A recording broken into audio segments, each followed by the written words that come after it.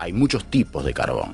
Generalmente los carbones se califican o se clasifican de acuerdo con el contenido de carbono, el poder calorífico que tiene la materia prima. Así tenés, por ejemplo, desde la turba, que es un carbón de muy baja calidad, que en realidad no justifica su explotación ni siquiera el traslado, porque hay que consumirlo en el lugar, que es prácticamente el tipo de combustible que utiliza la central de Candiota, ahora llamada Medici, acá en Brasil, en Rio Grande del Sur.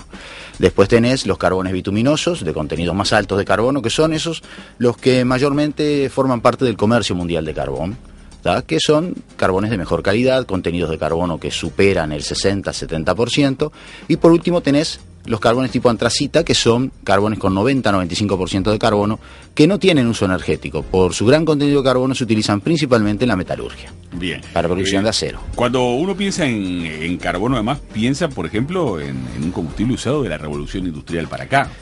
Ciertamente. Y en el caso de la turba, además, usado como sistema de calefacción históricamente en Europa. Ciertamente, sí. Es más, el Uruguay en su momento fue un gran consumidor de carbón.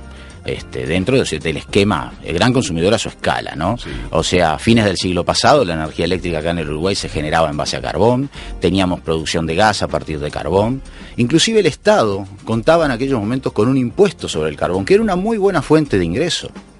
Todo carbón que se desembarcaba del puerto de Montevideo para cualquier uso tenía que pagar impuestos. Claro, por supuesto, echa la ley, echa la trampa. Había algunas empresas que mantenían el carbón arriba de un barco y desde ese barco abastecían a otros sin pagar el impuesto, en una zona franca, sin declarar, digamos, hecha a espaldas de lo que era la recaudación de impuestos del momento, ¿no? O sea, el carbón fue una pieza importante en nuestra historia. A partir de la década de 1920 prácticamente se fue dejando de lado la sustitución principalmente por petróleo. Tuvo un resurgimiento durante la Segunda Guerra Mundial, pequeño resurgimiento. Algunos quizás recuerden algún vehículo que andaba con gasógenos, o sea, se generaba gas a partir del carbón en el propio vehículo, y con eso se lograba obtener un combustible para el transporte. Bien. ¿Carbón que había que importar? Siempre. El carbón en el Uruguay siempre ha sido importado. Todo el carbón mineral ha sido importado, ¿tá? Ese carbón venía normalmente en barcos para su uso acá en nuestro territorio, ¿no? Actualmente el carbón en la zona nuestra es un combustible muy secundario. O sea, Argentina tiene solamente en funcionamiento hoy una planta que genera energía eléctrica con carbón, que está instalada en la zona de Gran Buenos Aires. Brasil tiene solamente dos, que están todas aquí en el sur, ¿no? O sea, Candiota 1, Candiota 2, Candiota 3, que empezaría a andar ahora, todas acá en el sur, que es donde tienen un cierto carbón de baja calidad para explotar en el lugar y que hacen uso de él. De cualquier manera, la importancia del carbón en la matriz eléctrica de los dos países no llega a superar en ningún caso el 5%. Bien, hay países en el mundo en los que sí. Sí, el carbón genera hoy prácticamente el 40% de la electricidad del mundo. Es una pieza muy importante en la energía mundial. Hay países, más del 70% del consumo de carbono se sitúa en unos pocos países que son Estados Unidos, Alemania, la India, China y Japón. ¿Tá? Todos ellos con grandes yacimientos en su propio territorio y con una historia de uso de carbón que viene de más de 100 o 200 años en algunos casos. Bien, pero el carbón se aleja bastante de lo que se llamaría una energía limpia. La combustión del carbón, para cualquier uso que tenga, como todas las mezclas químicas, como todos los procesos químicos, tiene subproductos. El carbón lo primero que tiene es que cuando tú colocas carbón, para generar, por ejemplo, energía eléctrica en una central moderna, lo tienes que pulverizar, ¿no? Después que está pulverizado, lo entras en una cámara de combustión y ahí se mezcla con aire. A partir de ahí, entonces, las reacciones que se dan es una oxidación rápida del carbón, que es la reacción exotérmica, la que genera el calor que vas a usar para calentar el agua, que es lo que terminas haciendo para generar energía eléctrica, o sea, vapor. Esa reacción es una oxidación rápida del carbón que sustituye en el carbono, los átomos de hidrógeno por de oxígeno, aumenta su peso y tiene como subproducto el anhídrido carbónico CO2. ¿Tá?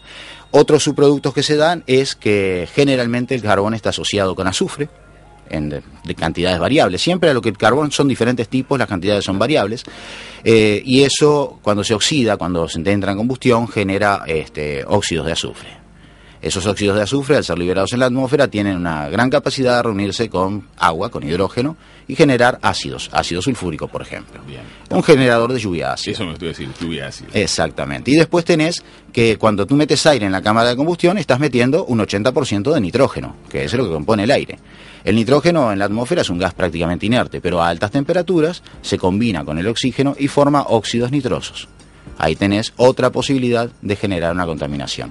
Hay procesos y procedimientos que se utilizan para que el carbón hoy no se permite quemar carbón directamente así. Se le pide que tengan procesos. Uno de los procesos es agregarle cal, entre otros productos, y con eso lo que se logra es eliminar o sustituir, o sea, cambiar los óxidos nitrosos. Discúlpame, no, los de azufre, ¿tá? Se cambian, quedan capturados ahí y se forma un desecho en forma de cal mezclada con azufre, del cual se debe tener una forma de disposición. Lo otro que se hace es que, hoy decíamos que el carbón, los diferentes tipos de carbón tienen una porción variable de carbono, que es lo que verdaderamente se quema. El resto son cenizas.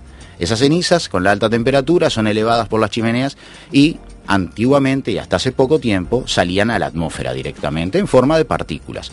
Hoy las plantas están obligadas a utilizar precipitadores electrostáticos que generan que esa ceniza vaya de nuevo al piso, digamos, donde es retenida, pero después hay que disponer de ella. Bien. Hablamos de volúmenes muy grandes.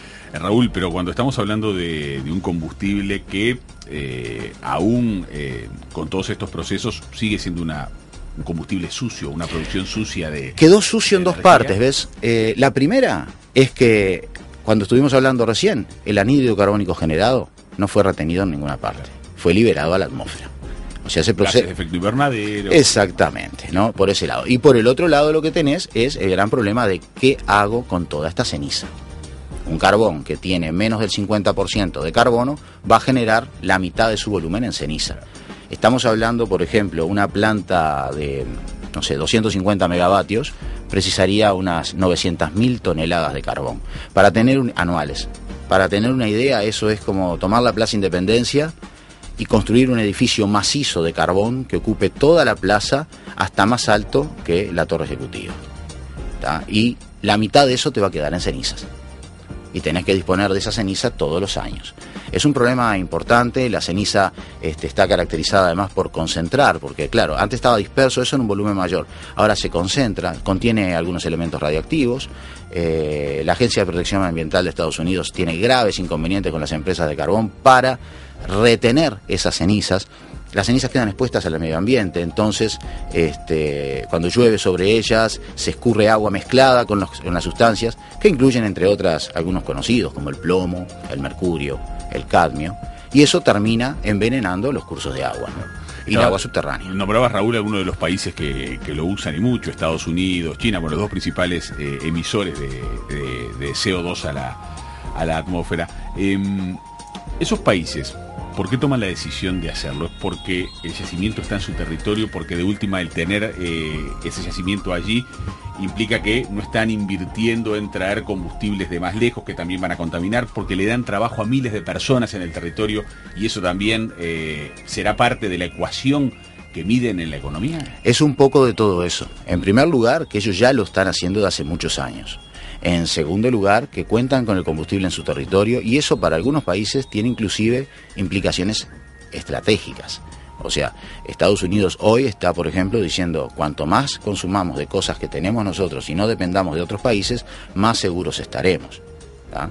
Entonces, ese es uno de los efectos. El otro efecto es que sí, la explotación de carbón, más allá de que se realiza con máquinas, equipamiento gigantesco, maquinaria muy pesada, ocupa una porción de gente.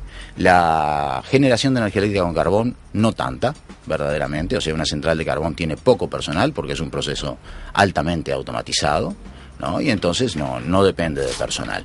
Nosotros aquí en el Uruguay la única posibilidad que tendríamos sería el poco trabajo que podría generar el instalar una central de carbón. El tema nuestro es si verdaderamente lo necesitamos, ¿no? Ahí viene la cosa, o sea, como tú decías, el tema del carbón no estuvo en la palestra política, se hablaba de la energía nuclear. Uh-huh. Si alguien revisa, por ejemplo, el sitio del Ministerio de Industria, va a ver que la única mención que se hace al carbón es un posible combustible para estudiar a futuro y que deberá requerir consensos, al igual que la nuclear. Si revisamos los programas de los partidos políticos previos a las elecciones, que todos dedicaron, algunos inclusive capítulos enteros al tema de la energía, ninguno nombra el carbón.